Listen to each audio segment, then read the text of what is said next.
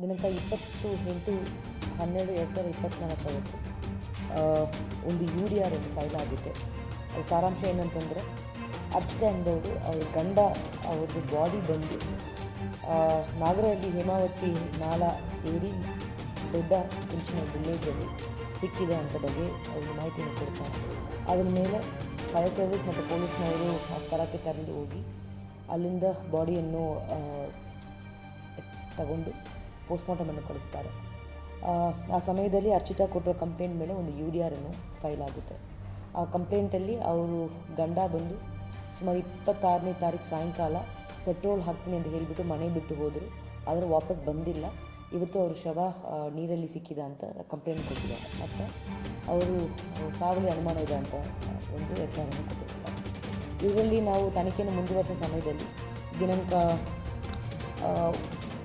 10/1/2025 ಅವತ್ತು ಚಂದ್ರಶೇಖರ್ ಯಾರು ಡಿಸೀಸ್ಡ್ ಇದ್ದಾರೋ ಅವ್ರ ತಮ್ಮ ಚಂದ್ರಶೇಖರ್ ಅವರು ಆ ತಮ್ಮವನ್ನು ಕೊಲೆ ಮಾಡಿರೋದು ಅರ್ಚಿತಾ ಮತ್ತು ಸೋಮಶೇಖರ್ ಅಂತ ಒಂದು ಕಂಪ್ಲೇಂಟ್ ಕೊಟ್ಟಿರ್ತಾರೆ. ಈ ಕೇಸ್ ಹಿನ್ನೆಲೆಯಲ್ಲಿ ಅಂತಂದರೆ ಯಾವಾಗ ಯಾವಾಗ ಫೈನಲ್ ರೈಟ್ಸ್ ಆಗುತ್ತೋ ಆ ಸಮಯದಲ್ಲಿ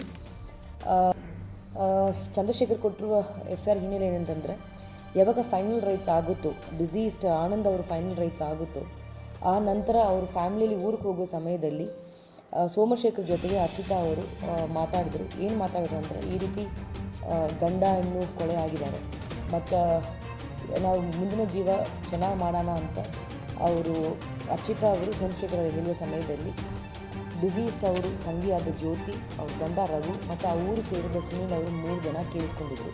ಮತ್ತು ಇವರ ಮೇಲೆ FIR ಮಾಡಿ ಕೊಲೆ ಮಾಡಿ FIR ಮಾಡಿ ಅಂತ ಒಂದು FIR ಕೊಟ್ಟಿರ್ತಾರೆ.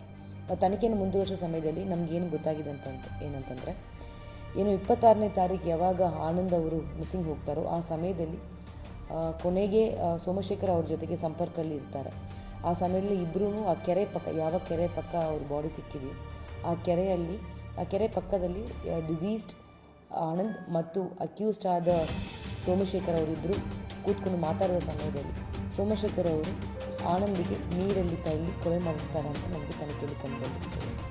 ಇದು ಹಿನ್ನೆಲೆ ಏನಂತಂದರೆ, ಚಂದ್ರಶೇಖರ್ ಕೊಟ್ಟಿರೋ ಕಂಪ್ಲೇಂಟ್ ಪ್ರಕಾರ ಮತ್ತು ತನಿಖೆ ಪ್ರಕಾರ ಸುಮಾರು 1 ತಿಂಗಳ ಹಿಂದೆ ಆನಂದ್ ಡಿಸೀಸ್ಡ್ ಅವರ ತಮ್ಮ ಹತ್ರ ಹೇಳ್ಕೊಂಡಿದ್ದಾರೆ, ಈ ರೀತಿ ನಾವು ಅರ್ಚಿತಾ ಮತ್ತು ಸೋಮಶೇಖರ್ ಅವರಿಬ್ಬರಿಗೂ ಅನಧಿಕೃತ ಸಂಬಂಧ ಇದೆ ಮತ್ತು ಇದ್ರ ಬಗ್ಗೆ ಜಗಳನೂ ಆಗಿದೆ ಮನೆಯಲ್ಲಿ ಅಂತಲೂ ಅವ್ರು ವ್ಯಕ್ತಪಡಿಸಿದ್ದಾರೆ.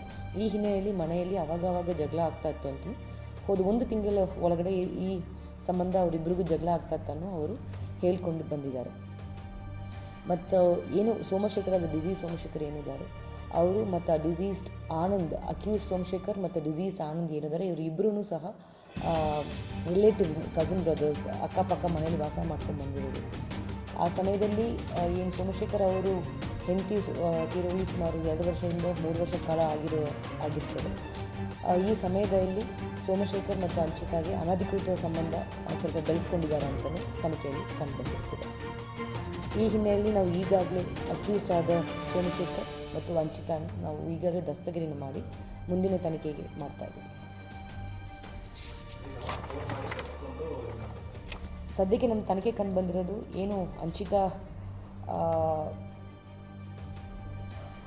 ಏನು ಸೋಮಶೇಖರ್ ಅವರಿದ್ದಾರೆ ಈಗ ಪ್ರಾಥಮಿಕ ತನಿಖೆ ನಮ್ಗೆ ಕಂಡು ಬಂದಿರೋದು ಏನು ಸೋಮಶೇಖರ್ ಇದ್ದಾರೋ ಅವರು ಅರ್ಚಿತಾ ಅವರ ಗಂಡನಾದ ಆನಂದ್ ಅವರಿಗೆ ಕರೆಸಿ ಅವರಿಬ್ಬರು ಸೇರಿಕೊಂಡು ಜೊತೆಗೆ ಆ ಕೆರೆಯ ಪಕ್ಕ ಭೇಟಿ ಮಾಡಿದ್ದಾರೆ ಅಂತ ನಮಗೆ ಈಗ ತನಿಖೆ